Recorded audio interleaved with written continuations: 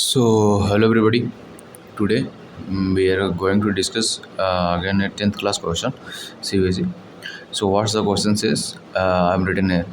In the adjoining figure, ABC, the triangle ABC, is a triangle in which AB equal to AC.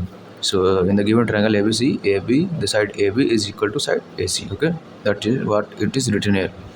If D and E are the points on AB and AC respectively, T is the point on AB and E is the point on AC, okay, respectively, such that AD equal to AE.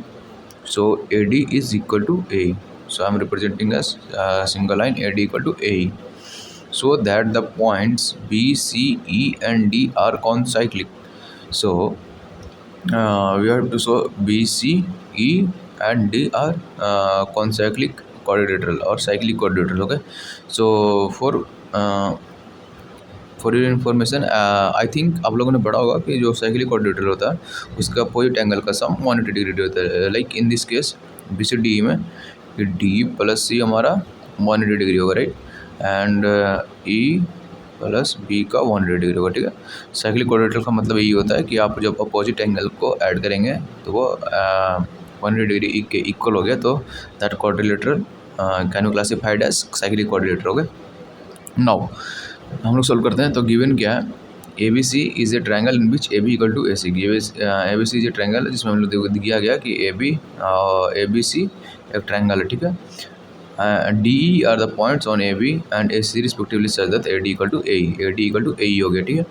तो हम लोग क्या करेंगे कि ए D equal to A ई हमें दिया गया है, तो क्या डी बी इंटू ए ई सी हो जाएगा। ए बी इक्वल टू ए सी दिया है और फिर ए डी इक्वल टू ए ई दिया है, तो ये भी इक्वल ही होंगे, राइट। सो ओके, प्रूफ में हम लोग देखते हैं। A B equal to A C given है, ठीक है। So A B minus A B minus हम लोग ए डी किए हैं equal to A C minus A C minus A E. तो हमारे पास क्या बच जाएगा, इधर बच जाएगा, सॉरी इधर बच जाएगा डी बी, इधर बच जाएगा डी बी और इधर बच जाएगा ई सी, तो इक्वल हो जाएगा, जो कि अभी मैंने बताया आपको, ठीक है, सेम चीज़। So A D upon D E, sorry A D upon A E equal to D B upon E C, ठीक है, ईच इक्वल टू 1, ठीक है। मतलब कि ए डी अपॉन ए इक्वल है तो ये भी 1 हो जाएगा, और डी बी अपॉन ई सी ये भी इक्वल है तो ये भी 1 हो जाएगा। तो इसलिए हम दोनों को इक्वल कर दिए हैं, तो मैंने यहाँ पे लिख दिया each equal to 1। So D E parallel to B C हो जाएगा, D E parallel to B C from Thales theorem और converse of Thales theorem by converse of Thales theorem, ठीक है। सो अगर ये दोनों साइड पैरेलल हो गए, so angle D E C plus E C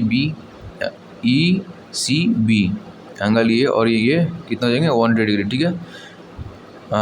parallel line है, तो पैरेलल लाइन का जो इंटरसेक्टिंग कोई लाइन होगा, जैसे ये पैरेलल लाइन जा रही है, इंटरसेक्टिंग लाइन होते हैं, तो ये जो कॉरस्पॉन्डिंग एंगल होते हैं उसकी सम 180 डिग्री होता है। ये प्रॉपर्टी आप लोगों ने पढ़ा होगा पहले, ठीक है। तो that property I used here.